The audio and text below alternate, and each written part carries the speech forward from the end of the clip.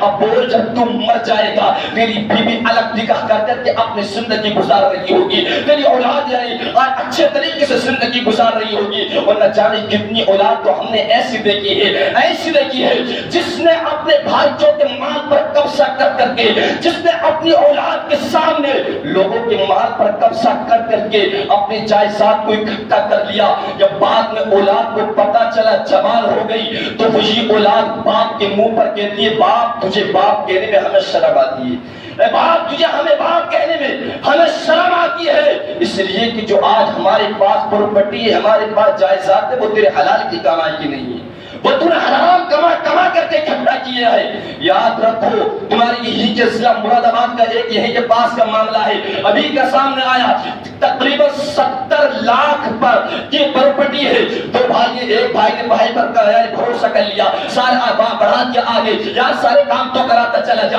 وہ گیا اپنے نام پر کرا کر آ گیا، نام اپنے کرا لیا، چھوٹا بھائی رہ گیا، اب رہنے کے بعد زندگی چلتی رہی، اب جس نے نام کرا لیا اب آج بٹوارے کی آئی ہے، اب اولاد آ گئی ہے تو وہی اب بڑا بھائی کہتا ہے میں تجھے زمین دینے کے لیے تیار نہیں ہوں، اب زمین نہیں ملے گی، نام میں ملا ہے۔ یاد رکھو یہ دولت جو ہے نا، اسی لیے قرآن نے فرمایا ہے یوم لا ينفع مال، اے انسان سن لے اس دن سے ڈر لے، یوم لا ينفع مال، قیامت کے دن تجھے مال کوئی نفع نہ دے گا، یہ اولاد کوئی نفع نہ دے گی۔ وہ کہتا ہے تمام پنچایت پر پنچایت لگ گئی، تمام دکان والوں کے سامنے کہہ دیا مال نہیں دیا جائے گا، جائیداد نہیں دی جائے گی، حالانکہ وہ غیر مسلم ہے، مہمان تجھے پتا ہے اچھے سے وہ غیر مسلم ہے، اس کے 4 بیٹے ہیں جس نے قبضہ کیا ہے، انہی 4 بیٹوں میں سے ایک نے کہا تھا باپ او باپ سن لے یہ جو ہمارے پاس دولت آ رہی ہے اور آج ہم پریشان حال ہیں، آج ہمارے گھروں کے اندر پریشانی آ رہی ہے، آج پتا چل گیا ہے کہ دنیا کے اندر جو ہم پر پریشانی آ رہی ہے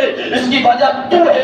اس لیے کہ جو ہمارے پاس دولت آئی وہ تیرے کرتوتوں کی وجہ سے آئی ہے، تو نے حرام کمائی کر کے ہمیں اکٹھا کر کے ہمیں تو نے ہمیں بنانے کے چکر میں لا کر کے ہمارے لیے تو نے نہ حرام کو دیکھا نہ حلال کو دیکھا، آج ہم پریشان حال ہیں، اگرچہ دنیا کی دولت آ جائے گی لیکن تمہیں سکون نہیں ملے گا، اگرچہ تم مالدار ہو جاؤ لیکن تمہیں سکون نہ ملے گا۔ میرے پیارے جانا سب کو ہے، اس لیے میں اکثر کہتا ہوں آخرت کی تیاریاں کرو، آخرت کی تیاریاں کرو، نمازوں کی پابندیاں کرو، دور حاصل کو آپ حضرات سب سامنے رکھو، اپنے آپس میں اتفاق اتحاد پیدا کرو، محبت قائم کرو، ایک دوسرے کے حقوق کو ادا کرو، اپنے پڑوسیوں کے حقوق کو ادا کرو، بھائی چارگی پیدا کرو۔ اگر آپس میں محبت رکھو گے، ایک دوسرے سے پیار کرو گے، ایک دوسرے کے حال چال کو پوچھو گے، اگر طبیعت خراب ہے تو اس کی یعنی طبیعت خراب ہے تو کسی کے حال چال پوچھنے کے لیے چلے جایا کرو، یہ بھی انسان کا انسان کے اوپر حق ہے۔ لیکن آج تو اس حال یہ ہے کہ بھائی مر رہا ہے تو سوچتا یہ ہے اب تو بیمار ہے کہ مر ہی جائے تو اچھا ہوگا